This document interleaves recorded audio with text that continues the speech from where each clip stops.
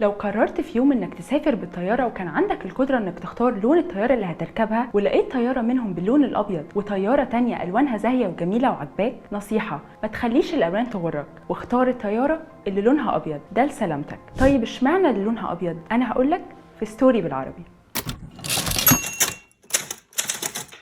في 30 أكتوبر 2006 ظهرت أول رحلة لشركة طيران اسمها مانجو. شركة مانجو كانت تابعة لخطوط دولة جنوب أفريقيا الجوية. الشركة ظهرت بلون خارج الصندوق وكان جميل جدا وعجب ناس كتير. كان لون الطيارة برتقالي بالكامل. مانجو ما كانتش الشركة الأولى اللي خلت لون الطيارة بتاعها مختلف، ده كان في شركات تانية بتبدع في لون طياراتها زي شركة سيبيريا S7 ايرلاينز الموجودة في روسيا. كانت طيارتها بتاخد اللون الأخضر. الغريب بقى في الأمر إن على الرغم من الإبداع في تصميم الطيارات دي، فاغلب المهندسين المتخصصين في تصميم الطيارات كانوا مش بيفضلوا الا اللون الابيض. خليني اقولك ان اي لون غير الابيض بيزود من استهلاك الطياره للوقود. بمعنى لو في طياره بيضه بشكل كامل وجيت خليت فيها لون تاني مع الابيض، فكل ما هتزود في كميه اللون ده فانا كده بزود عبء على خزان الوقود في الطياره. اندرياس شتروماير مؤسس بناء الطيارات في جامعة شتوتغارت بيقول ان اللون الابيض عنده قدرة انه يعكس اشعة الشمس خلاف الالوان التانية اللي بتمتص الضوء، وده بطبيعة الحال بيرفع درجة حرارة الطيارة. ضيف على كده بقى الاجهزة الالكترونية اللي موجودة في الطيارة نفسها او المسافرين، كل ده بمثابة درجة حرارة اضافية داخل الطيارة، وده بيطلب ان يكون في تبريد قوي عن طريق مكيفات الهواء، وفي النهاية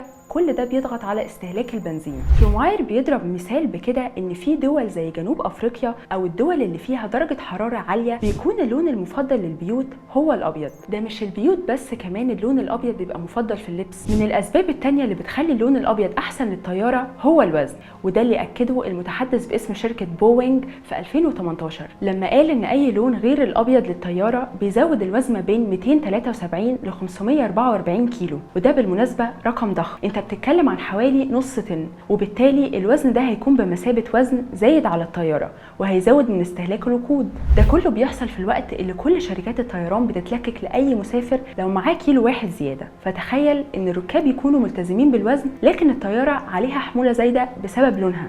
اللون الابيض كمان كان ليه اهميه كبيره جدا متعلقه بسلامه الطياره نفسها، فمن المعروف ان الطياره دايما بتخضع لتفتيش دوري ومنتظم عشان يتاكدوا ان هيكل الطياره نفسها ما تعرضش لاي مشكله او ضرر. وهنا بيظهر أهمية اللون الأبيض. هنلاقي دراسة على موقع ساينس ABC بتقول إن اللون الأبيض بيسهل ظهور أي خدوش أو شقوق أو أي شكل من أشكال الضرر السطحي. كمان السوائل المستخدمة في محركات الطيارة نفسها بتكون غامقة، وده بيبقى من الصعب يتميز لو لون الطيارة غامق، عكس الأبيض اللي هيبان عليه لو فيه تسريب في الوقود. كمان خليني أقولك إن لا قدر الله لو الطيارة حصلت لها حادثة وقعت في الغابات أو البحار، فعملية البحث على الطيارة اللي بيكون لونها أبيض أسهل من النواحي البصرية، خصوصا لو عمليات البحث دي بتبقى بالليل او في عرض البحر او في المحيط. اكيد انت دلوقتي اتوترت وابتديت تخاف من الطيارات، خصوصا لو مش لونها ابيض، لكن خليني اطمنك واقولك ان على الرغم من ان الطياره اللي لونها ابيض مفضله، لكن شركات طيران كتير اتعمدت ان هي تحط بصمه على طياراتها وتكون مميزه في لونها. والجميل ان الشركات دي في الغالب بيكون سعرها ارخص من الشركات التانية. وعلى مستوى الامان،